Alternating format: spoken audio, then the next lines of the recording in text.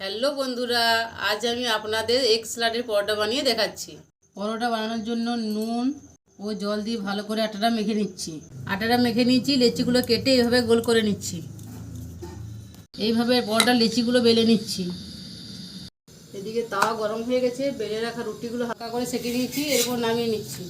এরপর ডিমের ভুজিয়া বানিয়ে নিচ্ছি। হালকা করে নুন দিয়ে ভুজিয়াটা বানিয়ে নিচ্ছি। ডিমের ভুজিয়াটা হয়ে গেছে, নামিয়ে নিচ্ছি। স্যালাডের একটা মশলা বানিয়ে নিচ্ছি। তার জন্য ধনেপাতা কুচি, আদা কাঁচা লঙ্কা কুচি, পেঁয়াজ কুচি, করে সোয়া সস, টমেটো সস, স্বাদ মতো নুন, এদিকে ভেজে রাখা ডিমের ভুজিয়া দিয়ে মশলাটা তৈরি করে নিচ্ছি। এরপর একটা রুটি নিয়ে নিয়েছি, তার উপর মশলাটা দিয়ে দিচ্ছি। গুলে রাখা ময়দা জল দিয়ে 4-5টা এরকমভাবে মাখিয়ে নিচ্ছি। এইভাবে মুড়ে নিচ্ছি। কড়াইয়ে তেল গরম হয়ে গেছে, পরোটা এপিট উপিট করে ভেজে নিচ্ছি। এপিট ভেজে নিয়েছি, এরপর তুলে নিচ্ছি। দেখুন বন্ধুরা, কত সুন্দর পরোটাটা হয়েছে। দেখো তো পিঙ্কু, এগ স্যালাডের পরোটা কেমন হয়েছে? এগ স্যালাডের পরোটাটা দিদি দারুণ হয়েছে।